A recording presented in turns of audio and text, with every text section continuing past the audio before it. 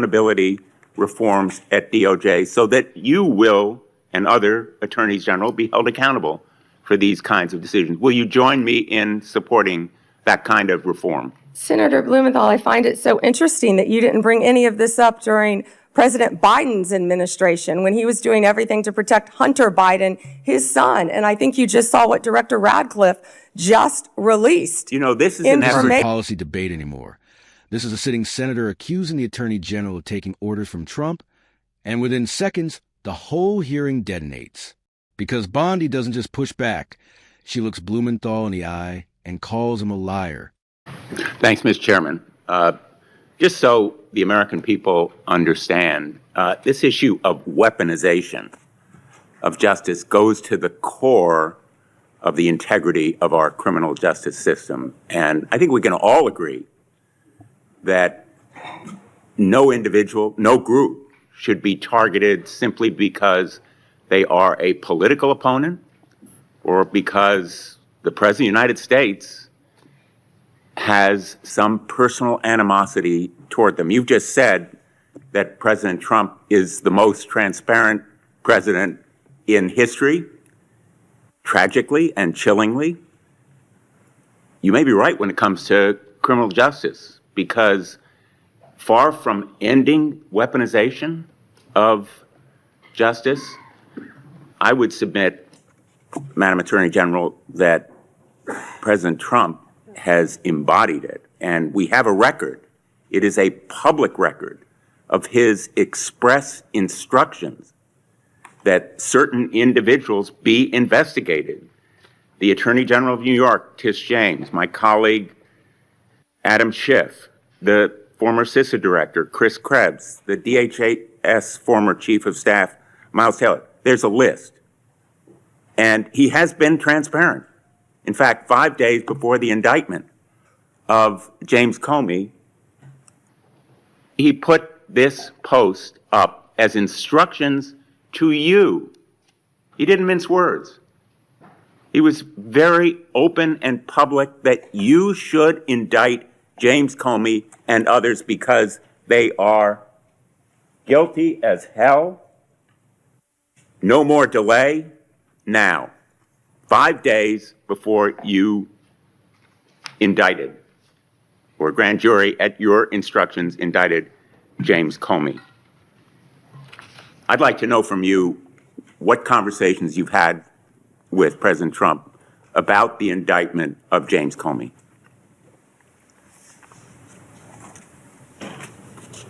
Senator, I am not going to discuss any conversations I have or have not had with the President of the United Did you States. see that You're post? an attorney, you have a law degree, and you know that I'm not going to do that. I also find it fascinating, because I'll keep fighting to ensure that law enforcement and the judicial process move forward without political interference.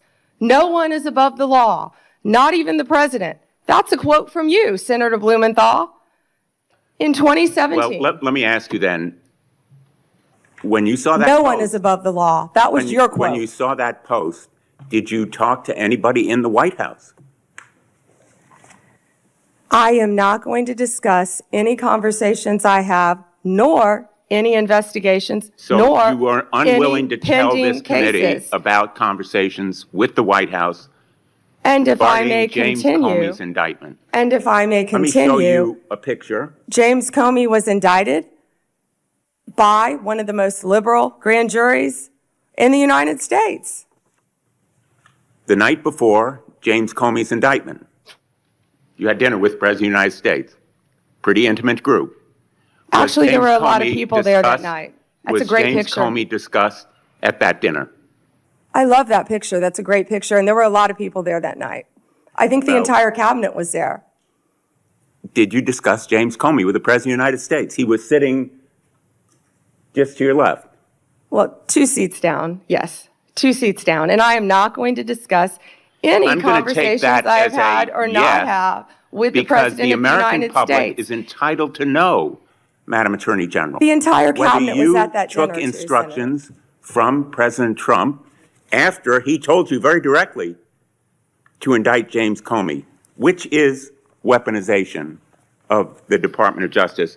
Oh, You know, wait. I want to agree with my colleague, Senator Hawley, that weaponization of our justice system must end. That's the reason that I propose legislation, and I challenge him and my colleagues on the other side of the aisle to join me in legislation that would create a statutory right of action for people who are selectively or maliciously prosecuted for political reasons.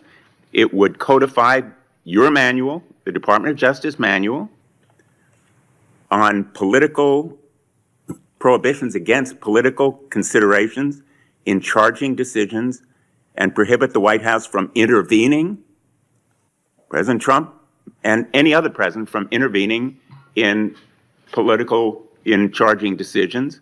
It would make reforms to the grand jury process. You've just said this grand jury was liberal. We should reform the grand jury process to ensure that the government is not abusing its power and authority, and it will require transparency and accountability reforms at DOJ so that you will and other attorneys general be held accountable for these kinds of decisions. Will you join me in supporting that kind of reform? Senator Blumenthal, I find it so interesting that you didn't bring any of this up during President Biden's administration when he was doing everything to protect Hunter Biden, his son. And I think you just saw what Director Radcliffe just released. You know, this is an effort to be positive. If I can finish answering the question, I'm not going to yell over you. I'm not going to get in the gutter with you. But information that the Biden administration told them not to investigate Hunter Biden's involvement with Ukraine. I'm not going to be lectured to you about integrity by someone who lied about being in the military just to be elected a senator. The merger between Hewlett-Packard Enterprises and Juniper Network was settled. You authorized the settlement. It was the subject of a lawsuit to block it. The settlement produced virtually no concessions from Hewlett-Packard. It was a settlement that prompted criticism from the Antitrust Division. Did you authorize that settlement yourself? As I stated earlier, Gail Slater is doing an incredible job running the antitrust unit. And as I stated earlier, that is still a pending matter. As you should know with a law degree, that all mergers, if I can finish answering the question. I'm going to, if I could finish. No, I'm answering the question. Because my time is limited. No, well then don't ask me a question. Let me just ask you. As I said, you have a law degree. You know that not only are mergers agreed upon, but they have to go to a court of law to be approved. It's a multi-step process. And as I said earlier, that is still pending. And I have full faith in Gail Slater. And Ms. Slater reportedly objected to the settlement. Reportedly. And moreover, two of her top officials were fired. Roger Alford and Bill Sinner. Did you authorize and direct those firings after they objected to the settlement? I am not going to discuss personnel matters or pending litigation in my office. Let me ask you about another merger. The merger involving two home health care agencies on favorable terms, likely to drive up costs for millions of Americans. The Transportation Department's rule to provide compensation to travelers impacted by airline-caused flight delays, which was canceled.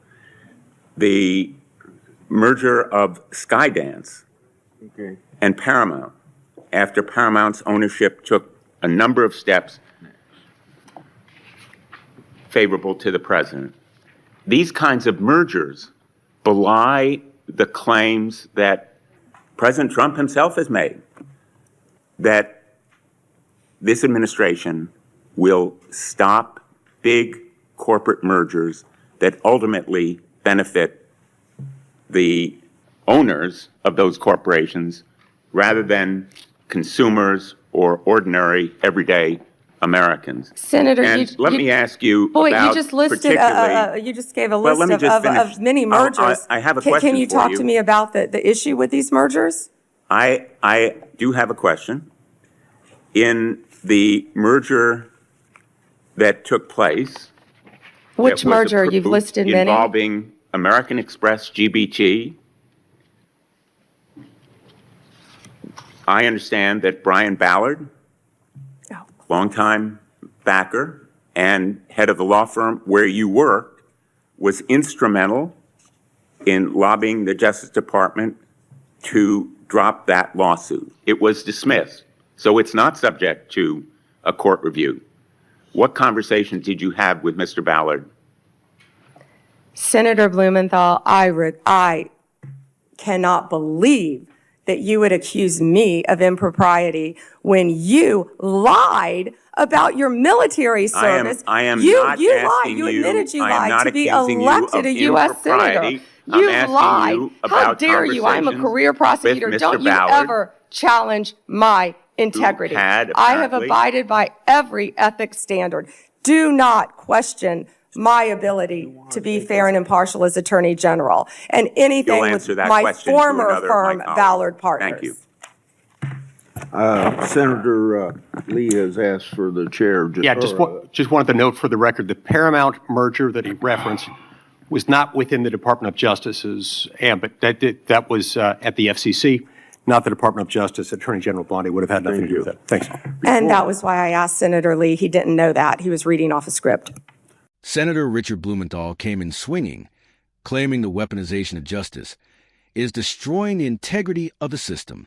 He argued no one should ever be targeted just for being a political opponent. But then he turned it directly on President Trump. Blumenthal listed multiple people he says Trump publicly wanted investigated, including Letitia James, Adam Schiff, and former officials like Chris Krebs. Then he zeroed in on one major flashpoint, the indictment of James Comey. Blumenthal pointed to Trump posting online that Comey should be indicted, saying it was essentially an instruction to the Justice Department. And he demanded to know, did Pam Bondi ever talk with Trump about it? Bondi refused flatly. She reminded him she's not going to discuss conversations with the president or any ongoing investigations. And she noted Blumenthal has a law degree. He knows the rules. But Blumenthal kept pressing. He brought up a dinner Bondi attended with Trump the night before Comey's indictment, implying it was too close for comfort. Bondi dismissed the insinuation, saying it was a large gathering, not some secret meeting. Blumenthal then pivoted into proposing reforms, new laws to prevent selective prosecutions, stop White House interference, and force more transparency at DOJ. But Bondi wasn't having a lecture. She fired back that Blumenthal never raised these concerns during Biden's administration, accusing Democrats of protecting Hunter Biden. Then the hearing veered into antitrust and corporate merger controversies. Blumenthal questioned Bondi's involvement in settlements and whether officials were fired for objecting. Bondi refused again, citing pending litigation and personnel confidentiality. And then the confrontation exploded when Blumenthal suggested impropriety involving Bondi's former law firm connections. Bondi snapped. She accused Blumenthal of having no right to question her integrity, and then dropped the hammer. She told him he lied about his military service to get elected. Bondi, visibly furious, defended herself as a career prosecutor who has followed every ethics rule. The room went tense as the chair stepped in, noting one of the mergers Blumenthal referenced wasn't even under DOJ authority, and suggesting he was reading from a script. This wasn't just oversight. It was a full-on clash over power, politics, and credibility, and Pam Bondi made it clear she wasn't going to be bullied on the record. If you're following these hearings closely, make sure you're subscribed and share your thoughts below. Was this accountability or pure political theater?